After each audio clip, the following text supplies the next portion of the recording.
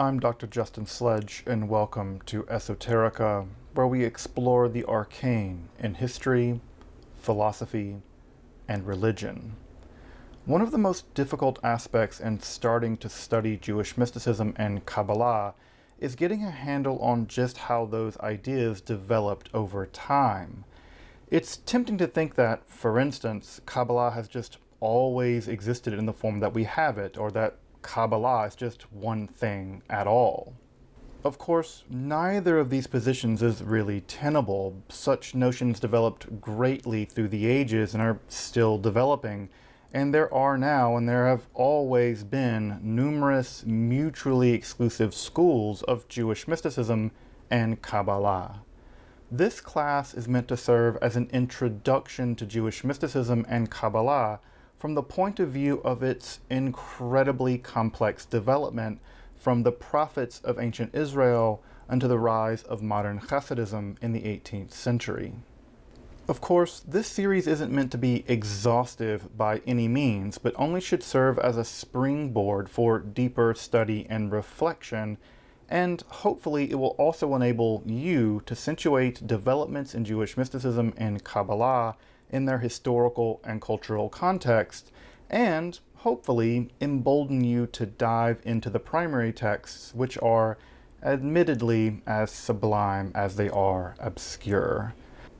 Let me express my gratitude to Congregation Techia for allowing me to use these lectures to reach a larger audience here on Esoterica.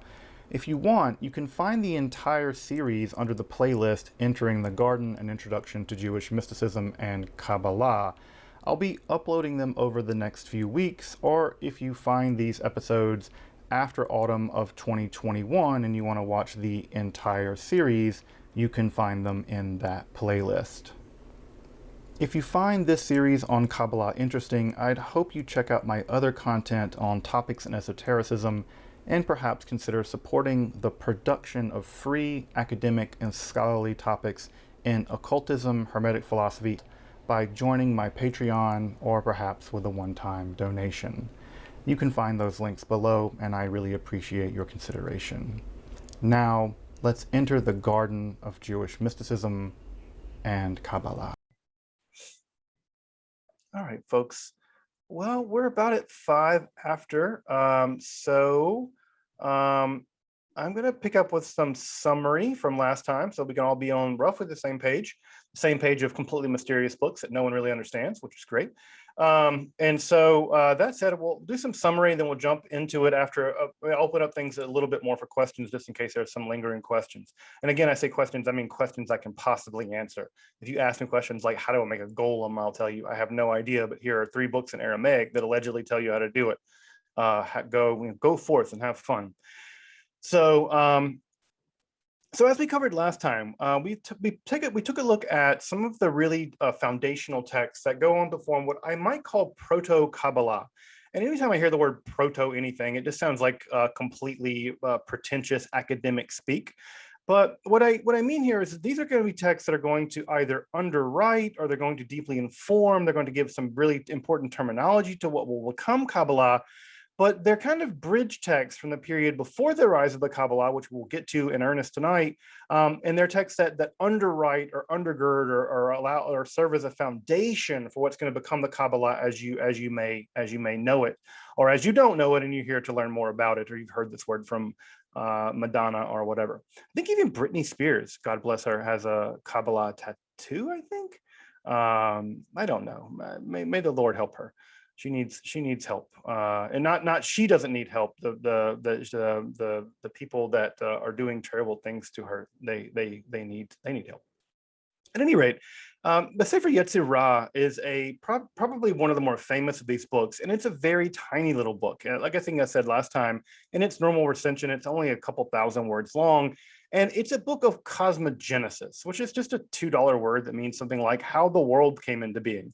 We're still writing cosmogenic books, right? If you've ever read The Brief History of Time by Stephen Hawking, other kinds of books like that, we're still very interested in how the world came into being. And the Sefer Yetzirah is an early attempt to describe that using 2 different categories. The first category is the Sepharot of nothingness, right? The Sepharot Belima. And as I talked about last time, we're not really sure what these are. What we do know is that they're not divine emanations. And we know that because the text never refers to them as such and never even sort of invokes that notion. That notion is going to come a bit later, and we're going to see it in full force tonight for sure. And the other, of course, is the 22 letters of the Hebrew alphabet. And what we have in the Sefer Yetzirah is a story about how the world came into being, with God using the 10 Sepharot of nothingness, probably mathematical terms of some kind, right?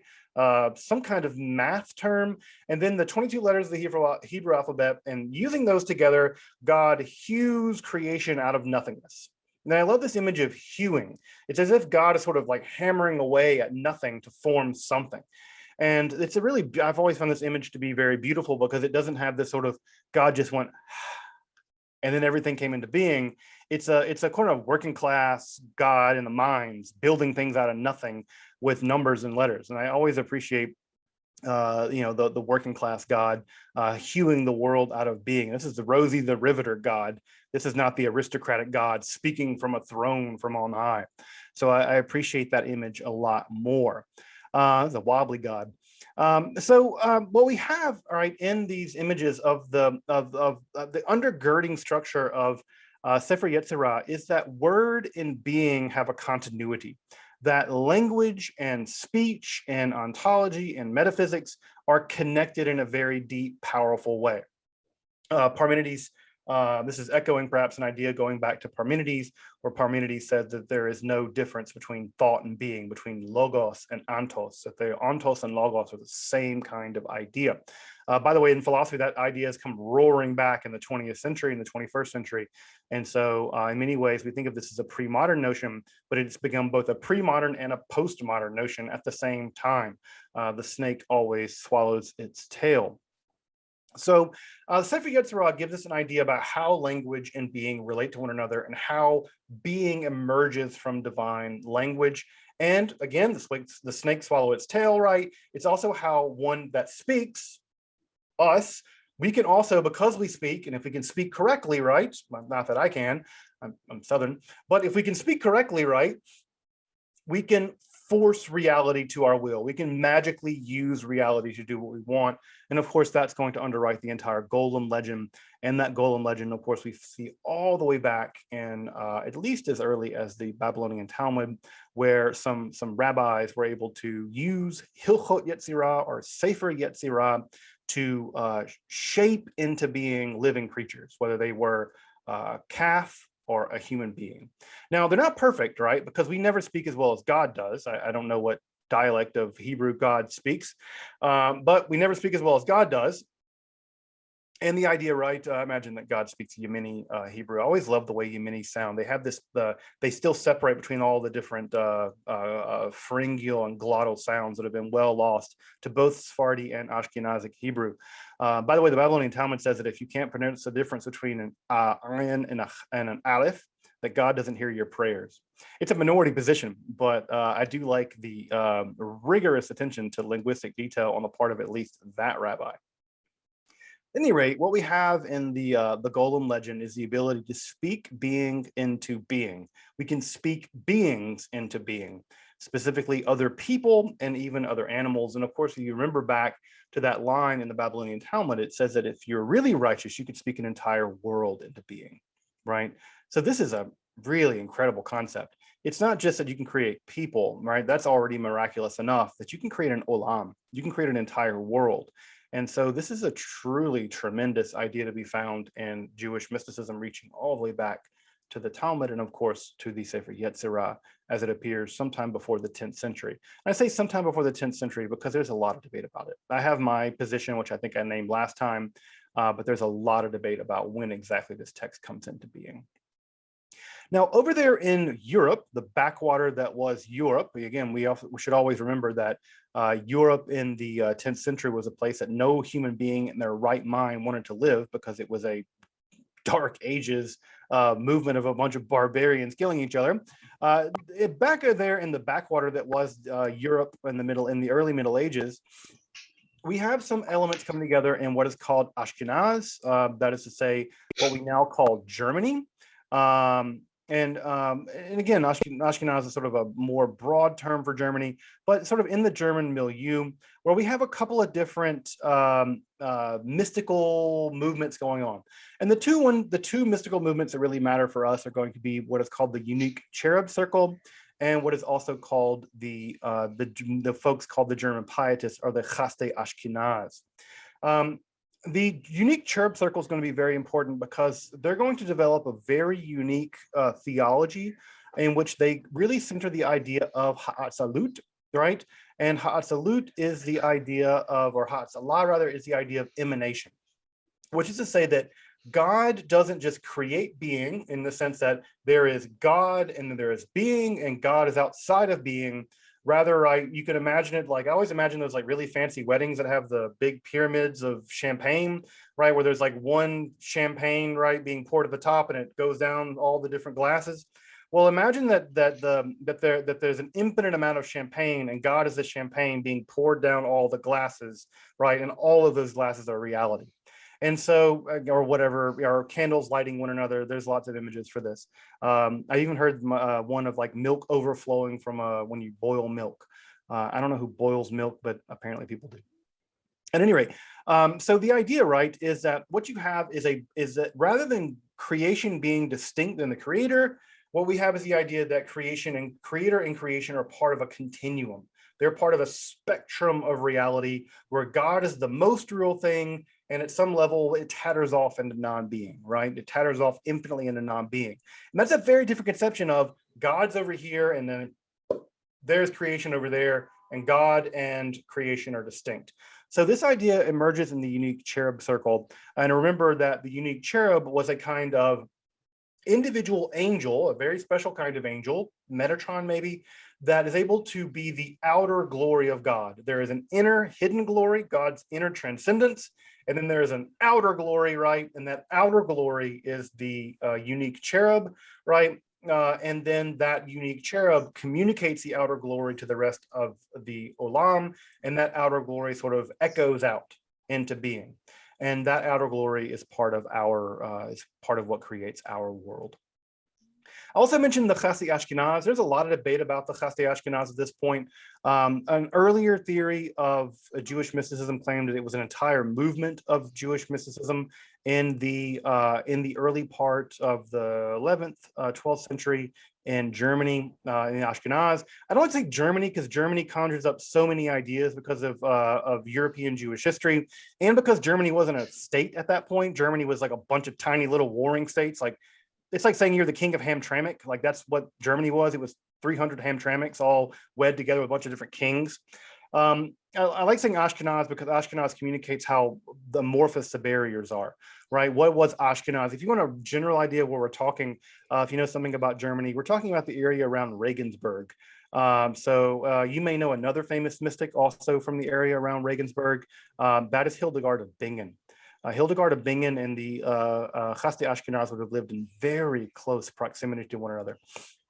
At any rate, what's really important about them is they seem to preserve a lot of magical texts. They preserve a lot of the Hechelot literature. They preserve a lot of the amulet literature. They preserve a lot of this sort of strange ascetic literature that seems to have emerged at that time. And what scholars now think, is that rather than being a mystical movement in Judaism, it was a kind of particularly weird family who just so happened to be very, very powerful, right? Who happened to be actually very, very powerful and have a good bit of money and a good bit of influence. And so the Chaste Ashkenaz were famous in many ways because of the relative influence they had, and because they were literate. They were connected to the Kalonymus family, which was a big family down in Italy. And it seems like what ends up happening is a lot of works are coming in from North Africa and from the Middle Eastern world. They're entering into Italy and they're being pushed into the Ashkenaz via the Kalonymus family. Also, just mention the Kalonymus family has one of the earliest examples of a possible transgender Jewish person poet. So we have a Kalonymus, one of the members of the Kalonymus family, writing a poem wishing that they were a woman, actually, and probably expressing some again, something like a kind of queering transgendered identity at the Poetic Register in the Kalonymus family. That document is not terribly well known, but it is in a great collection of LGBTQ history in Judaism. And of course, as I'm sure you know, one of the main things that's going to make Kabbalah very interesting is how gender bending it is.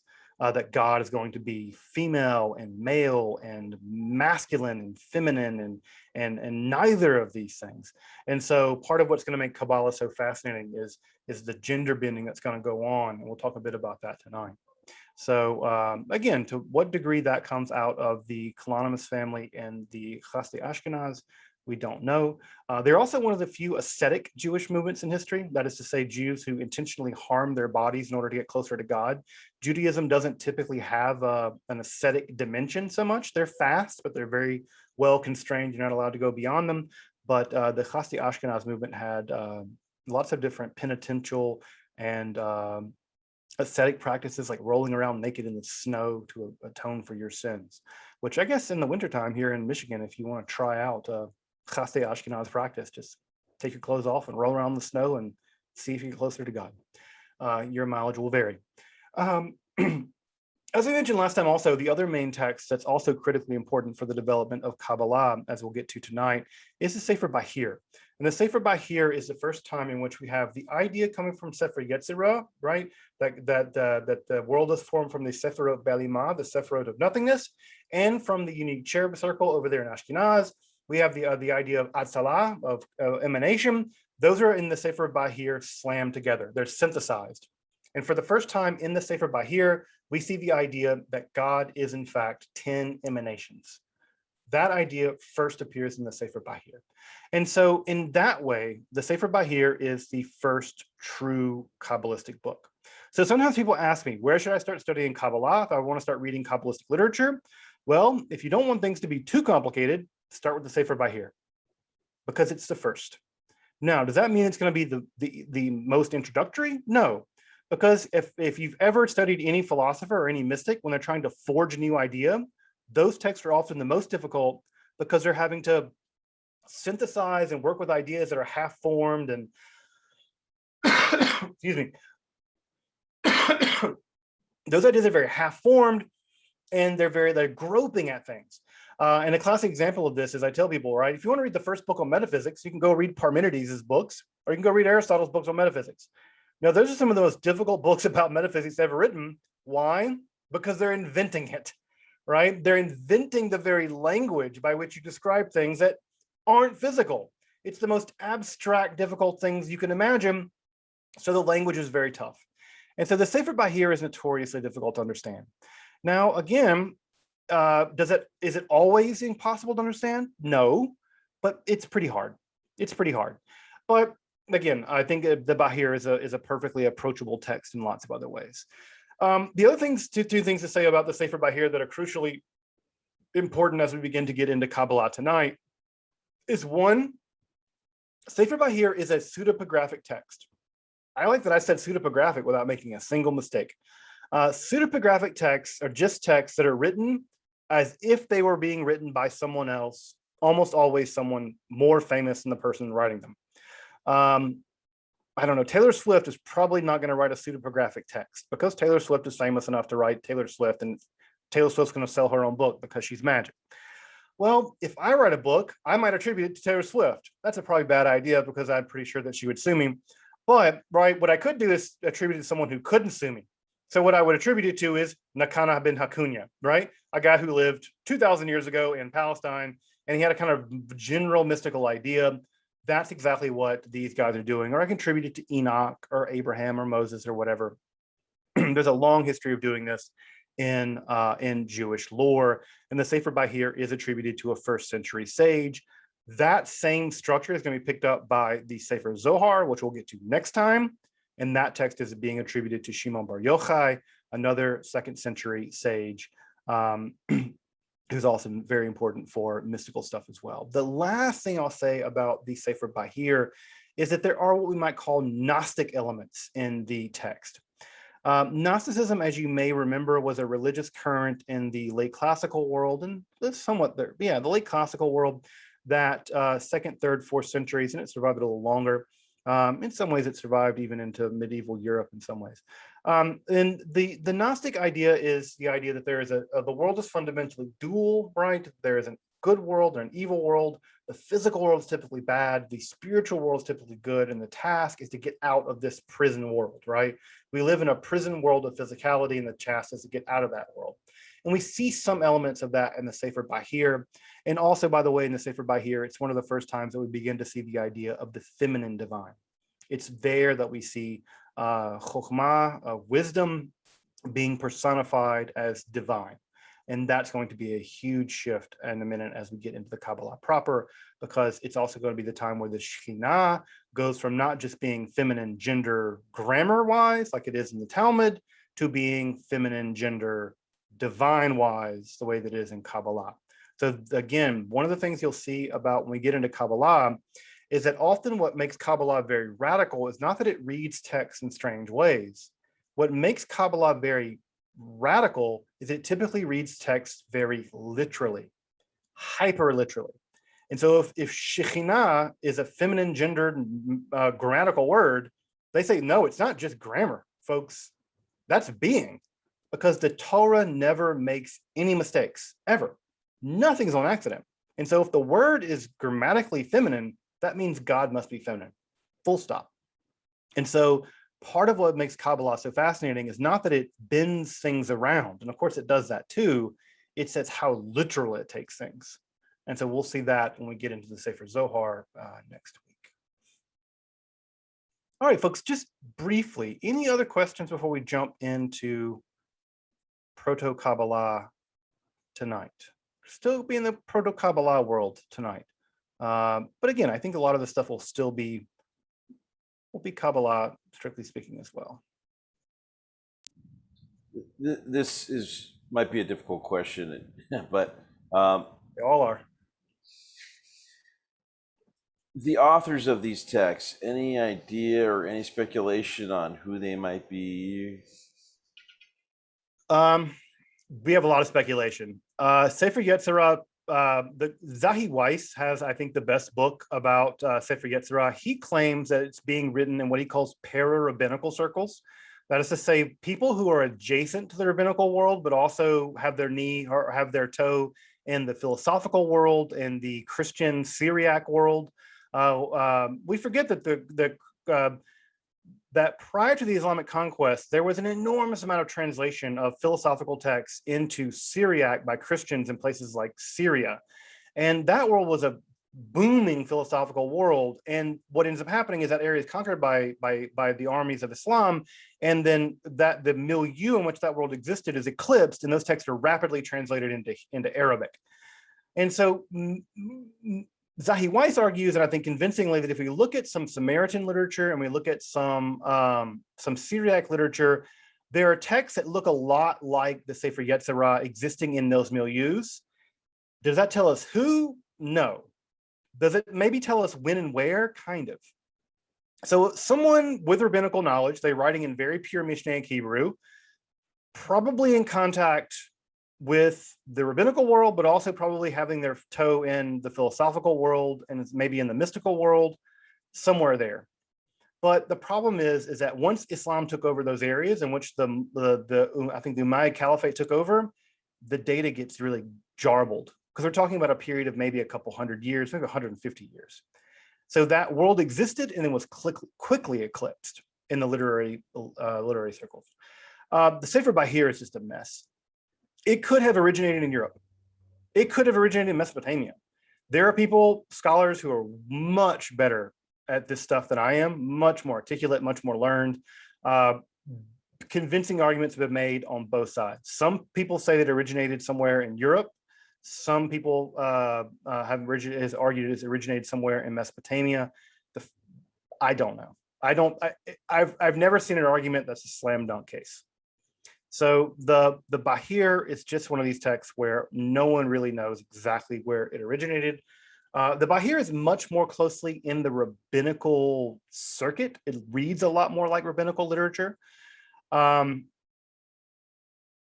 So it's so hard to say. You know, it's one of these things where I think about poets, right? I think about poets. And, when I think about a poet like, I don't know, Arthur Rimbaud, right? I'll just give an example of someone who jumps to my mind. Arthur Rimbaud.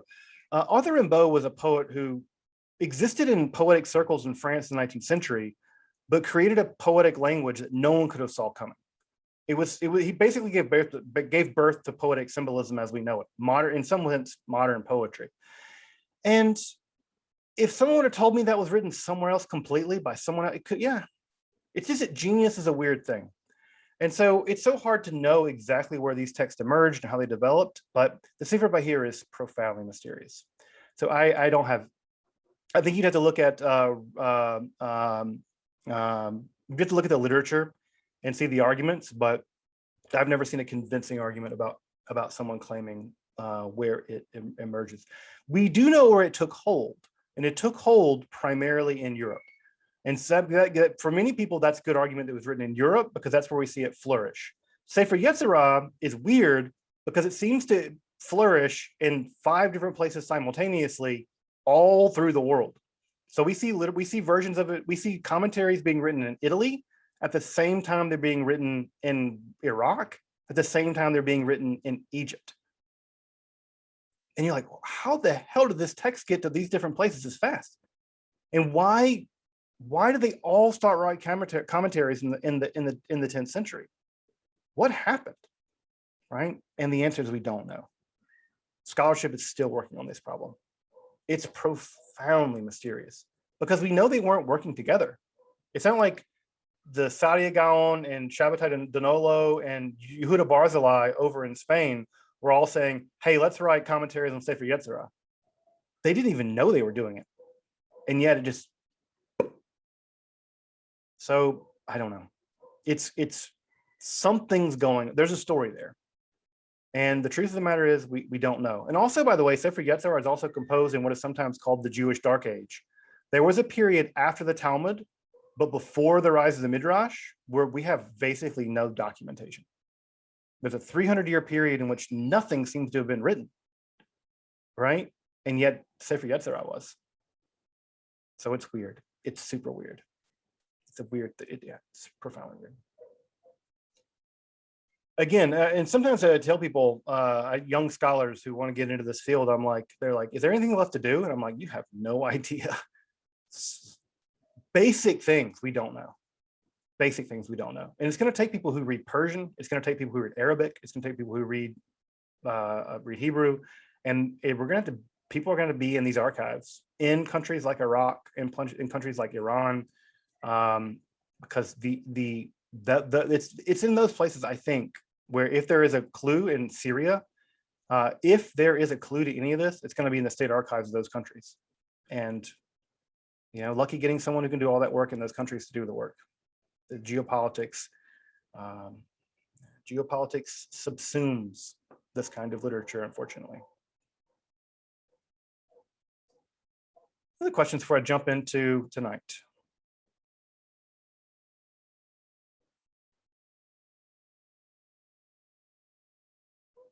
All right, folks, let's talk a little bit about what Jewish mysticism looked like just before the rise of Kabbalah. Just a couple of social currents that are worth importing here.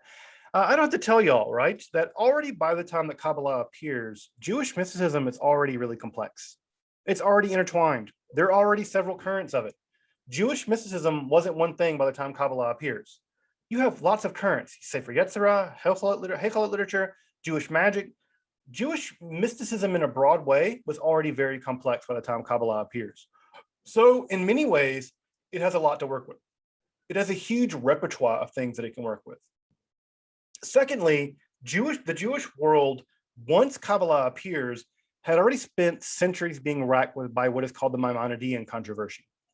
Now, I'm not going to get knee deep in the Maimonidean controversy because it's incredibly complicated, but basically what we have is a debate about the merits of Maimonides. You may remember this and you may have forgotten it, or you may not even known. Maimonides is one of the most divisive figures in the history of Judaism. Now, I know that now everybody likes Maimonides. There's Maimonides High School and Ramban this and Ramban that, and everybody loves him. That was not the case in the Middle Ages. They were people that were very pro-Maimonides, And there were people that were very happy to give Maimonides' his books to the Dominicans to burn them. Jewish communities went to the Dominicans and said, hey, we heard you guys burn heretical literature. They're like, yeah, well, here's some. And they gave them Maimonides to burn. So in a big way, Maimonides was an incredibly polarizing figure, very polarizing, because on the one hand, many people thought Maimonides rationalized every aspect about Judaism away. For them, Maimonides took Judaism and just made everything into metaphors. And Maimonides didn't bat an eye at doing that. He would say, oh yeah, angels and demons, metaphors. God has a hand, that's a metaphor, right? God has God is made of wind, ruach, it's a metaphor. Maimonides was happy to rationalize aspects of Judaism in a way that he did not feel conformed to his version of a kind of rationalizing Aristotelian worldview. Now, there are other Jews at the time who were like, hell no. If the text says that they're angels, they're angels. You are not, Maimonides, you are not better than the Torah. You don't get to tell the Torah what the Torah means. If they're angels and demons, it's angels and demons. If the Chazal, if the Talmud says they're angels and demons, it's angels and demons.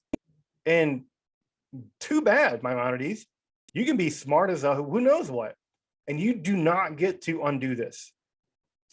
So the Maimonidean controversy tore through Europe, especially. And this was not a small matter. And we'll get into this maybe later on, but because many people were, I'll make a long story short. If you really think that a lot of this stuff is just metaphors, angels and demons and the law and all that kind of stuff are metaphors, and if God is really just an unmoved mover in the center of all the void of space, making everything mechanically move around, do you really care if you pray at a church or a synagogue? You might not care. And so when they tell you, right, and if you're a wealthy doctor, wealthy lawyer, court physician, wealthy poet, musician, and some guy comes along and says, you got to convert or leave, do you leave your fancy job? Or do you go, it's all about the same? Well, that happened. And many Jews felt that Maimonides led other Jews into conversion. He assimilated them, right? And again, think about all the things we've talked about in the 20th century about how many people love to hate on assimilation. Well, this formed a reaction in the Spanish Jewish world, especially the French Jewish world, where Maimonides really got, people really polarized the world with this Maimonides thing. Well, one reaction to rigorous rational philosophy is a kind of romanticism. And we know that because we've seen it happen over and over and over again in history of philosophy, right? Kant gave way, right? Kant, Descartes, the hyper-rationalism of people like Leibniz gave way to the romanticism of people like Goethe, right? And Schelling in the 19th century German phenomenon, and the 19th century German situation, right? You can't imagine the Baroque ideas of Hegel as anything other than a response to the hardcore rationalism in a certain kind of way of Kant.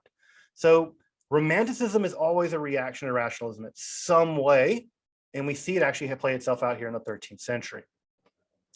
Also, what's really important is the Jews at the time in Spain are living under the administration, at this time, are living under the administration of Alfonso X. Now, Alfonso X is one of these guys you probably haven't heard of, but it's actually really, really important in the history of a lot of things. Because Alfonso X was probably one of the most tolerant and curious monarchs in European history. He allowed for and encouraged translation between Arabic, Hebrew, and Latin. He encouraged poets and artists and mathematicians. He was probably one of the most benign, enlightened despot. In fact, if you want to think of an enlightened despot par excellence, it was Alfonso X. He was called Alfonso the Wise. And again, when you get these epithets right, like when you're Philip the Fair or Philip the Bald or Radu the Ugly, these typically are kind of accurate. And Alfonso the Wise was a pretty wise dude. And it's in his administration that Jews were probably allowed the greatest amount of civil freedom until Napoleon. So if you want to think about it in those terms, right? Alfonso X probably allowed Jews more freedoms in his realm than any other European leader until Napoleon. And so Alfonso the Wise set up a relatively liberal, relatively Again, within the confines of medieval Christendom and all the things that go into that, but a relatively liberal world in which new ideas could be published, Jews could travel, they could do things like this. Also, what's important to note about this at the same time is that Jews and Christians are living at an unusually close proximity, especially in Spain and Girona, and they're talking at a level that they really hadn't prior and they really don't ever after. And they're influencing each other. Two things are really worth mentioning here. One is the Cathar cult, right? The Cathar heresy, right? I say heresy, whatever.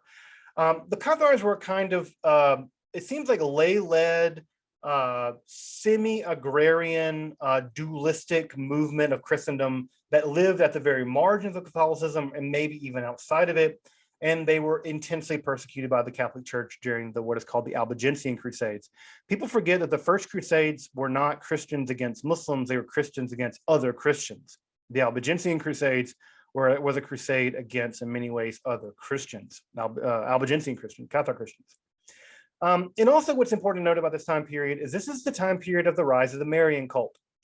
And I say Marian cult, just know that when I use the word cult, I'm using it in a religious studies term. I don't mean the word cult in a negative way. I just mean as an intense religious movement. And that is to say there was an intense spike in Spain at this time around the image and theology of Mary, and Mary adoration became intense at this time period in around the early 13th century around Mary. So there was a lot of like intense veneration of Mary at this time. That's going to matter in a minute because that's going to be a marketing problem for the Jews because Mary is very charismatic. People really like Mary. You ever been to a Catholic church? They're about that Mary life, right? Marian intercession, Mary veneration proved to be enormously popular with rank and file people. Well, it's supply and demand. If the Catholics got the Mary thing, what are the Jews going to get? You know the answer. Shekhinah, right? In many ways, we now think the Shekhinah, the feminine aspect of God, is the Jewish response to the rise in the Marian veneration. Anything you can do, we can do better. You got the mother of God, we got the feminine God, right? This is the kind of theological one-upmanship maybe we'll see and the development of Kabbalah. But there on the left, you can see Alfonso X. I actually have a coin. I collect medieval coins because I have to have every conceivable dorky hobby that one can have. And I actually have a silver dinar of Alfonso X. You can even see in his minting that he's really picky about his minting. His minting is especially beautiful in a way that previous and after their Spanish minting is notoriously bad. But Alfonso X really wanted to have beautiful coins minted, and you can see that in his mints. He's an eye to detail. All right, so what are the kind of core philosophical problems that are going to intervene in the rise of Kabbalah? Because one of the things I always like to point out to people is that mysticism and rationalism are never really opposed in history until now. It's only in the aftermath of the 18th century that we really oppose the mystical and the rational.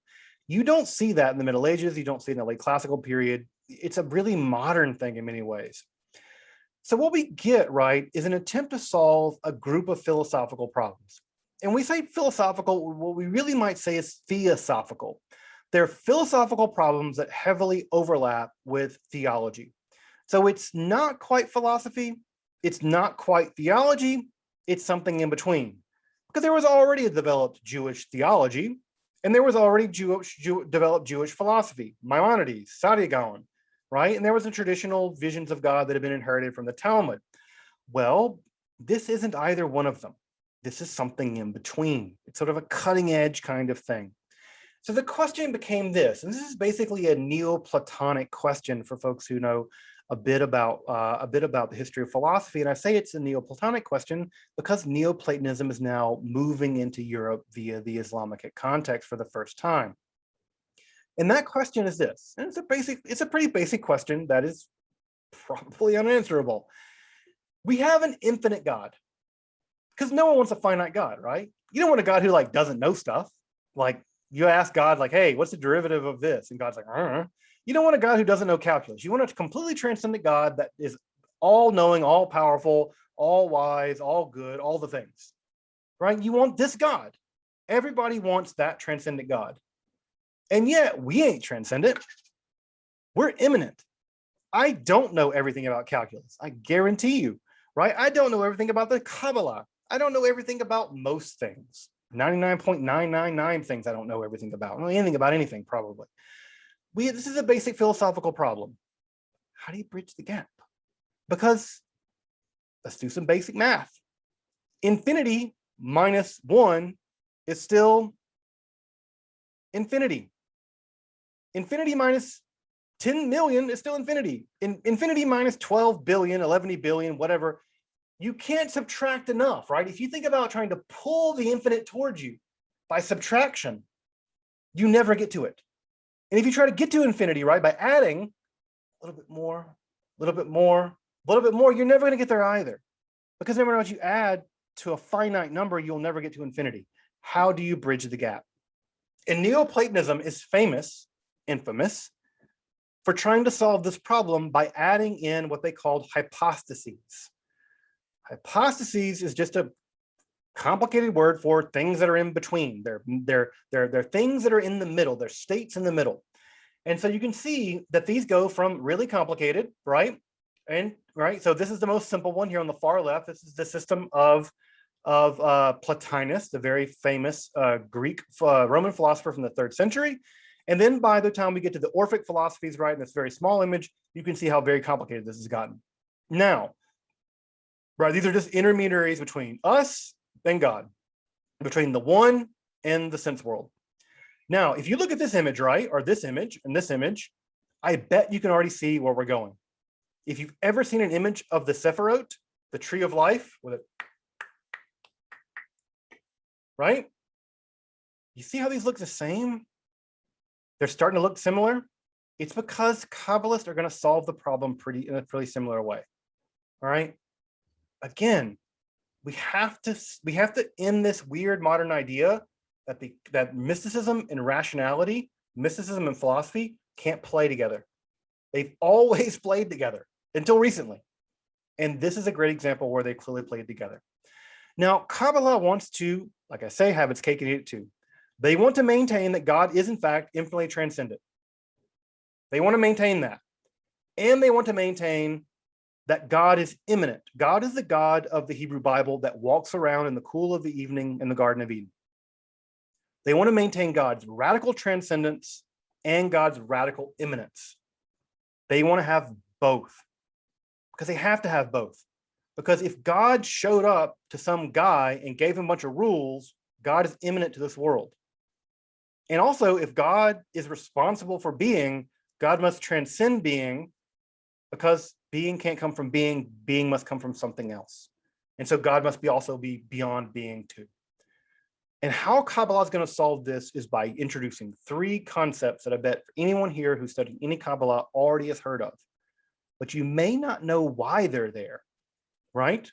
They're there because they solve these 3 philosophical problems. Now, solve them is a strong word, but to the mind of the Kabbalists, they solve them. The first is the concept of Ein Sof. This is the infinite hidden God. This is the God beyond all being. Ein Sof just means the infinite, right? It's just the God beyond all being.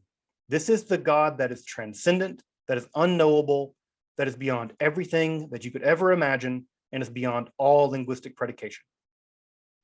But you can't end there. God has to get to here. How does God get to here? God emanates out of that vast, infinite, beyond being, that vast nothingness, no thingness, right? God is no thing.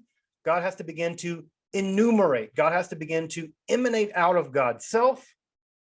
And how does God emanate out of God's self? Well, God emanates out of God's self in 10 Sepharot. And those Sepharot are the emanations cascading out of the Godhead, out of the infinite nothingness of the Godhead, something. And bit by bit, a ladder is built, reaching down into being. And the very last rung of that ladder is God's presence, Shekhinah, the feminine aspect of God, right? God pours out God's presence. And as God pours out God's presence, that in the shelter of that presence, right, is the immanent reality of God in this world, and in some sense is this world. That's that final one, Malchut, this world.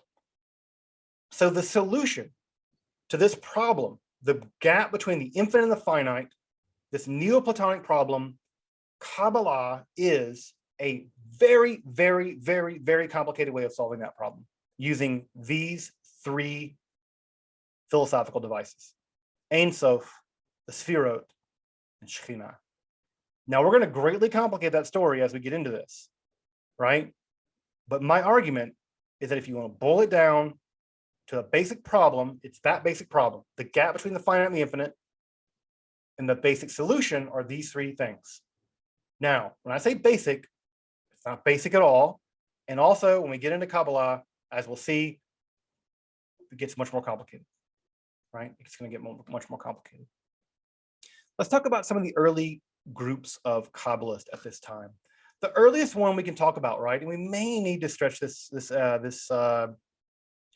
lecture till next time. That may have to happen because we're actually kind of going kind of slow.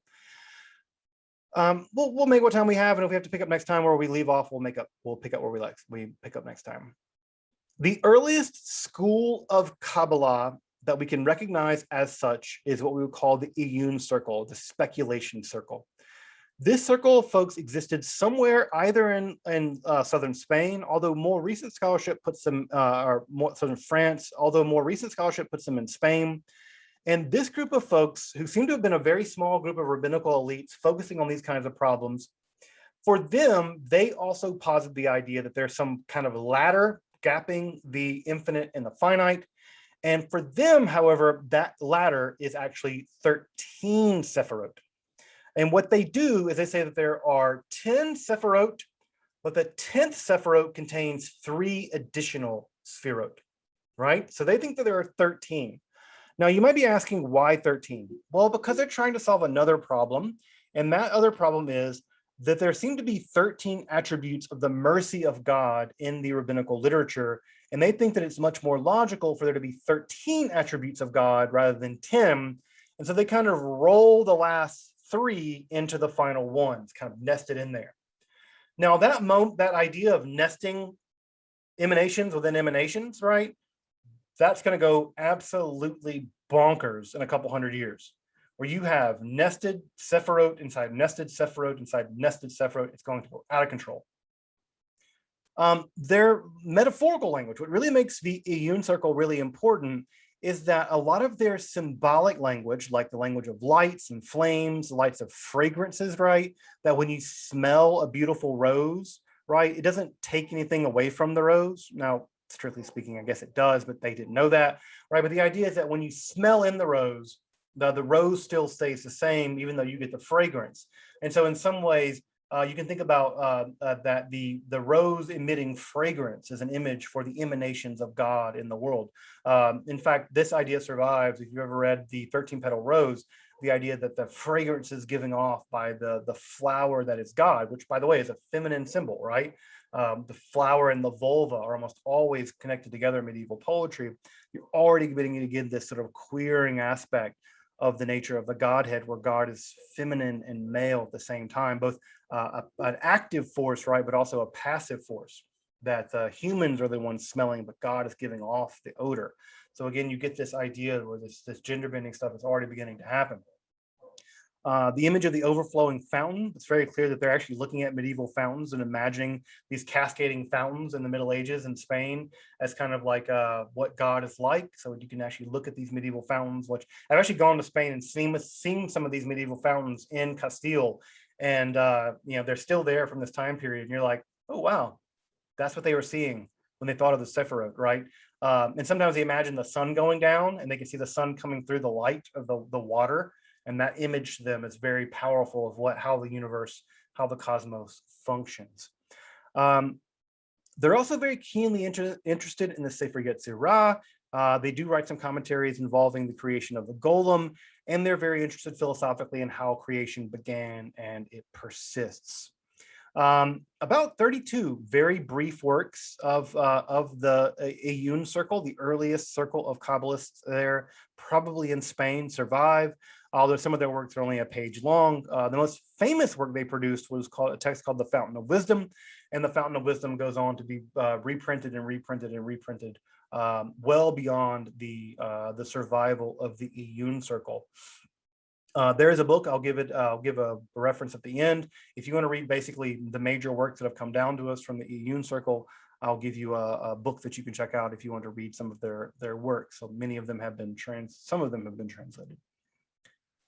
The other major group here is going to be the Provence circle, and specifically the Provence circle being led by Isaac the Blind, who is also referred to as Sagi Nahor, which in Aramaic means the one who is full of light.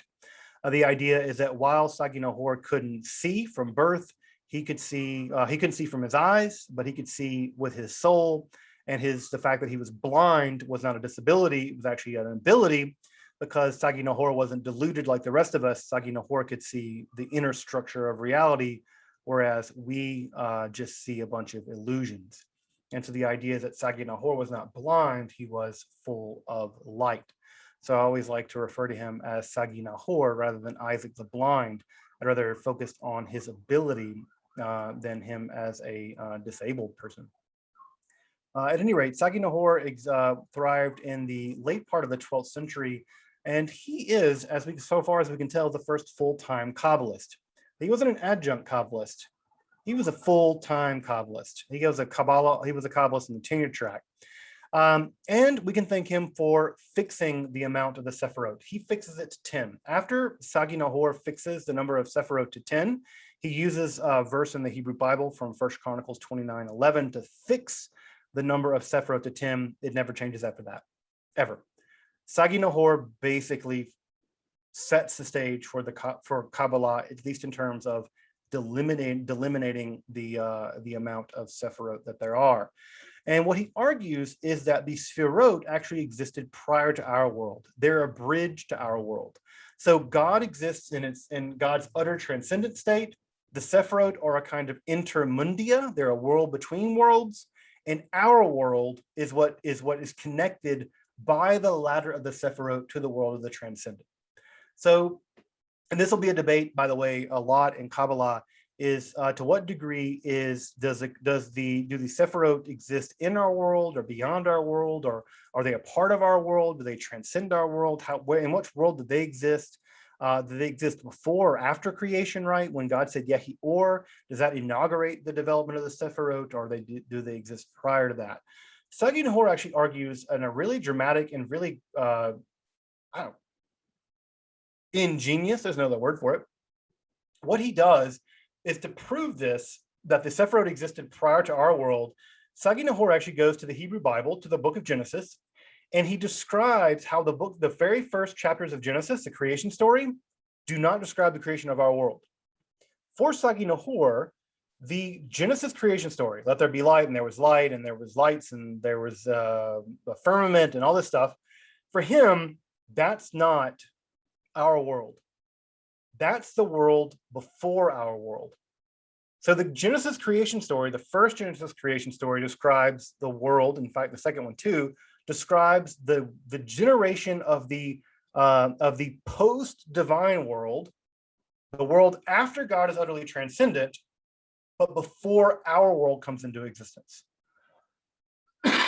Now, we're very lucky because our world mirrors that world. And therefore, the Genesis story does double duty. Read on one level, it's the story of how our world came into existence.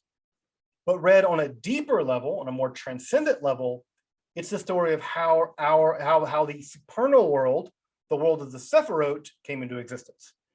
And so if you know how to read it correctly, according to Sagi Nahor, in this very esoteric way, you can read into the Genesis story the preternatural coming into being of the world. And his commentary is, to my mind, the first commentary to do exactly that. Now, the Safer Zohar, which we'll get to beginning next week, spends hundreds of pages on that. So again, Sagi Nahor sets the stage for what's going to become the huge unfolding of the world of the Zohar and the world of the Kabbalah proper. Now, as you might imagine, Sagi Nahor also prohibited teaching these ideas to the public. He even prohibited writing them down. He had a famous quote that he sent to some of his students over in Castile, where he said, and Isaac the Blind's in Provence, he said, look, if you, he said, a book concealed in a cupboard isn't. If you lock a book in a cupboard, it's not concealed. It's going to get out, right? And so he says, if you write this stuff down, right? He says a candle concealed in a cupboard isn't concealed. Why? You can see the light shining at it. If you try to conceal a candle in a cupboard, someone's going to see it. Well, if you try to conceal this stuff in books, it's not going to work. Why? Because people are going to find the books. People are going to publish the books. They're going to copy them. And so he's the first person to actively forbid the writing down of Kabbalistic ideas. And it was for a very brief time successful. Let me focus on the phrase very brief, right? Very brief. Because as soon as it gets over the border to Spain and Girona, the brothers, the Kabbalists over in Girona immediately began disseminating this material. And what ended up happening is they further disseminate it and they further write it down and they begin to disseminate it. You can see here, this is an image of the Girona Synagogue, which is still there in Girona. I've been there. It's very weird to walk around in the old Jewish sections of Girona, knowing that Kabbalah was basically birthed there. It feels like the walls are seeping with Kabbalah at some level, and trauma, considering how many Jews were evicted from those areas. Rabbi Azrael, one of Sagi Nahor's students, systematizes the Sepharot for the first time. And not only does he systematize the Sepharot, he systematizes the very earliest doctrines about the Sepharot into what is basically a Kabbalistic catechism. And I say catechism, I mean catechism. Question, answer, question, answer, question, answer, catechism. Again, Catholics and Jews, they're kind of talking to each other. And Catholics about that catechism life, well, right, many Jews look to scholastic literature with its question and answer structure, and they copied it. And Rabbi Azrael is one of the first to really systematize for the first time Kabbalah, and in many ways produces the first systematic account of how Ein Sof gives rise to the Sepharot and how the Sepharot give rise to our world. So it's something like an early Kabbalistic catechism. It's a really fantastic little text. Also, one of Rabbi Azrael's students is Nachmanides, who you probably know as the Ramban, right? Ramban. Nachmanides is one of the most famous Bible commentators in the entire Middle Ages. And he's famous for pointing out mystical parts of the Hebrew Bible in his commentaries. Now, his commentary itself isn't overtly mystical, but he always says, right, Hamavin Yavin, if you know, you know. And he always points to these very clear instances, right, where there's a Kabbalistic thing happening. Here's a thing, here's a thing. There are these signposts in his commentaries telling, right, that there's a Kabbalistic thing that's a secret here.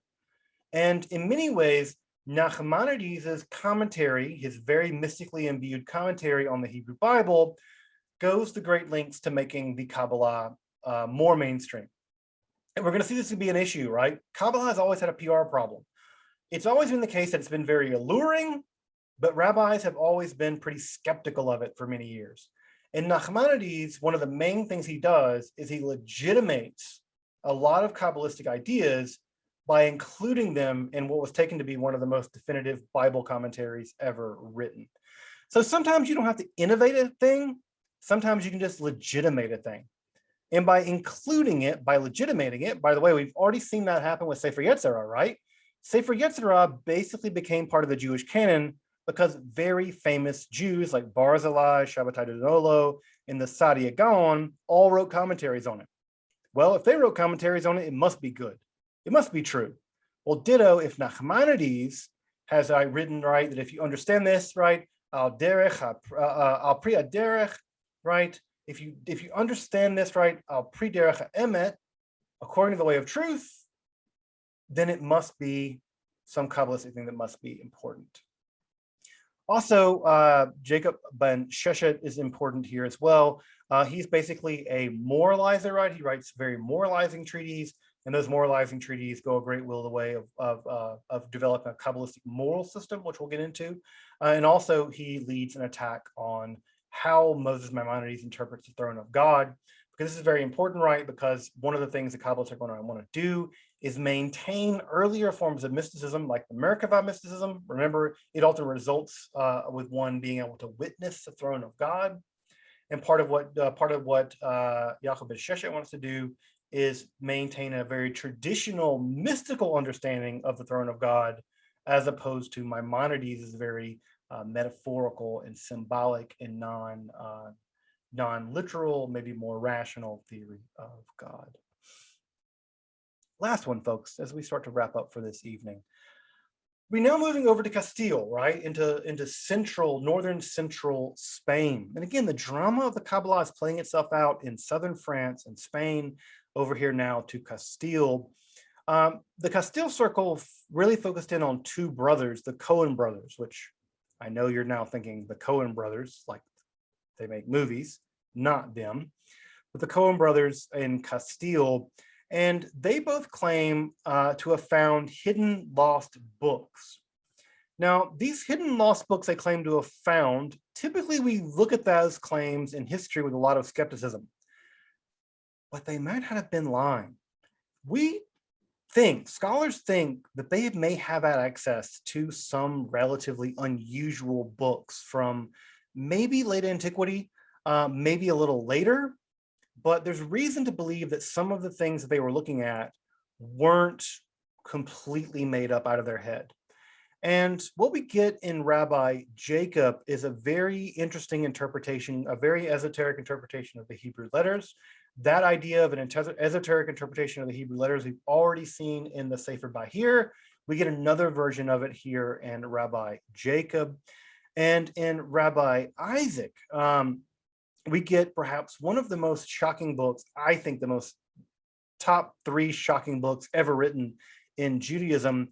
This is a book called the Treaties of the Emanation of the Left-Hand Side. And what Rabbi Isaac argues is that flowing down the left-hand side of the emanation structure of the divine is evil. That evil is a quintessential aspect of the development of God, that the Sepharot have an inherently evil concept that could not have been, right? Now, this is very important because traditionally in Judaism and in Christianity and in Islam, evil has typically been imagined to be a privation. Just like cold is a privation of heat or darkness is a privation of light, many theologians argue that darkness, evil, doesn't exist on its own.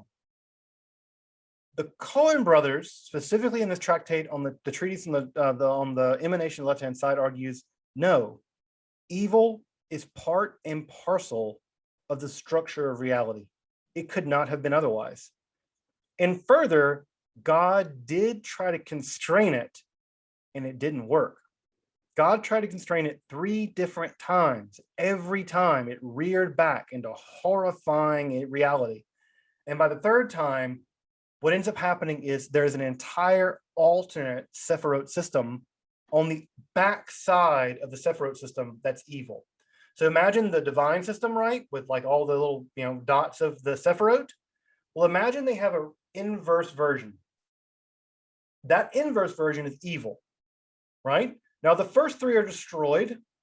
God destroys them, but the rest remain. And the last 3, the last 7 that remain are demonic forces that still haunt our reality. And those demonic forces are part and parcel of the necessary structure of reality. So this is where evil is actually primordial. Evil existed before creation itself, and it will be here until creation is destroyed.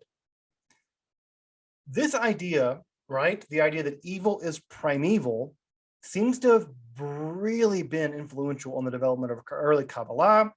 And that idea that evil is fundamental to reality is going to go directly into the Zohar.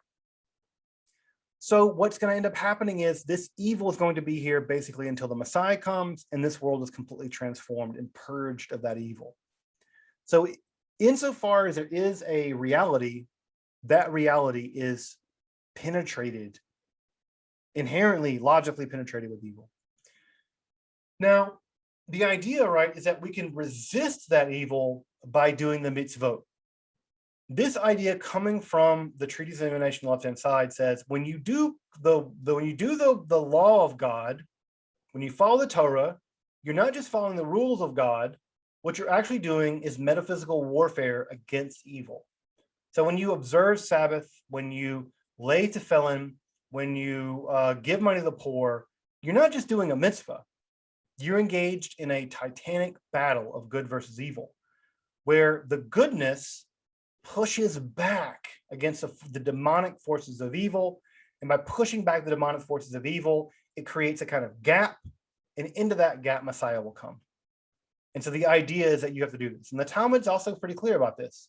Messiah only comes in two circumstances: when a generation deserves it because of their righteous deeds, or when the world is so evil that only the Messiah can fix it.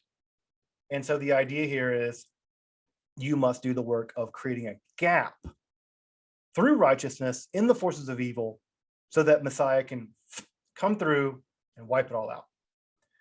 So the treatise on the emanation on the left-hand side, and we're going to see this when we get into the Zohar next week, is decisively important in the development of the Kabbalistic conception of evil, which is not anything like Maimonides.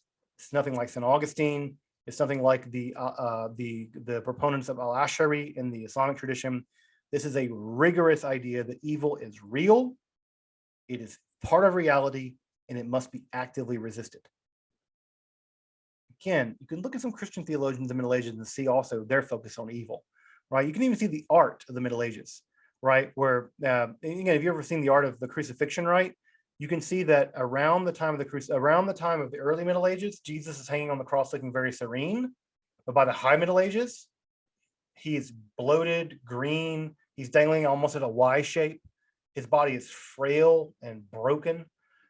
Evil becomes a huge conception in the 13th century in Spain, and we can see those ideas beginning to leak into the Jewish sphere with the treatise on the emanation on the left-hand side. It's in this circumstance, folks, as we start to wrap up for this evening, I'll take some questions. I'm sorry we went a little bit longer than normal. It's in this circumstance that we meet Moshe de Leon, right? In Castile, in the middle of the 13th century. And it is around Moshe de Leon that a book called the Safer Zohar will be composed. And if you know anything about Zohar, anything about Kabbalah, this is the central text of Jewish mysticism, the Safer Zohar. And I will say, in many ways, it's the last text to gain universal recognition by all of the world's Jews as scripture. Say that once more before we end for tonight. The Safer Zohar, the book of the Zohar, is the last text to gain universal recognition from Jews in Yemen, Jews in Spain, Jews in Northern Europe, Jews in North Africa, Jews in North America and South America, Jews in the Caribbean. All of world Jewry came to accept the authority of the Sefer Zohar, and it is the last Jewish scripture to become a Jewish scripture in many ways. The only Jews who really rejected it were 19th century Reform Jews. They rejected it, right? So they decanonized it. Prior to that, there was no Jewish group, no Jewish community that didn't think at some level the Sefer Zohar was a piece of scripture. I argue we got to reclaim it as scripture. Liberal Jews, right? We got to reclaim it because I think it's one of the most amazing documents ever written in the history of spirituality. It's an amazing document. We should reclaim it, and we should reclaim it because of what it does with gender. We should reclaim it because of what it does with language. It's a postmodern text in many ways. We should do it for what it does to all the amazing things in theology. We should reclaim it because it's ours, and it should not be the unique purview of the Haredi world to be able to claim it as theirs. I think the Zohar should be claimed as part of our scriptures too. And so we'll get to it starting next time. just some text here on early Kabbalah if you're interested. The Joseph Don book, Early Kabbalah, I will say is pound for pound the single best book on Kabbalah, early Kabbalah you can get. The Early Kabbalah, yeah, it's pretty aptly titled. He covers a lot of this stuff. The treaties on the emanation, the treaties on the emanation left-hand side is also in the early Kabbalah. There's a really great book he has on the unique cherub circle. The guys that invented Ha'atzalah, emanation. He has a whole book on them, really fascinating. You'll need to ILL that one, it's a little expensive. If you want to read about the Iyyun circle, the earliest group of Kabbalists, Verman has a really great book on them. The entire text of the Sefer Bahir is reproduced by Kaplan, although I will say that my caveat with Kaplan is that Kaplan is a practicing Lurianic Kabbalist. We'll get to Lurianic Kabbalah in a few weeks.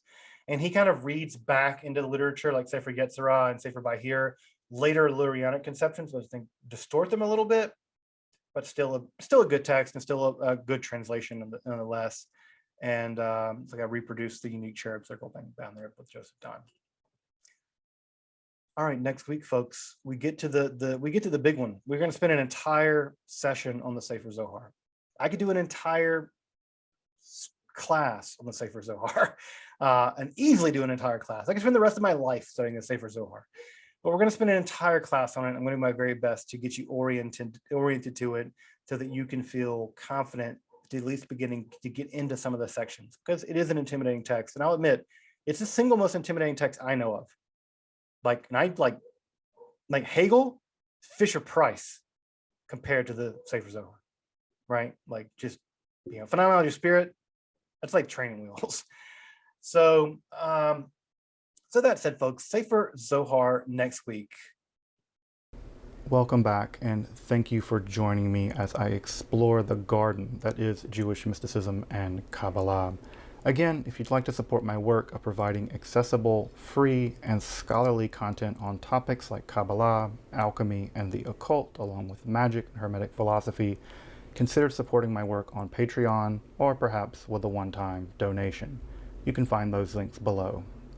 Until next time, I'm Dr. Justin Sledge, and thank you for watching Esoterica, where we explore the arcane in history, philosophy, and religion.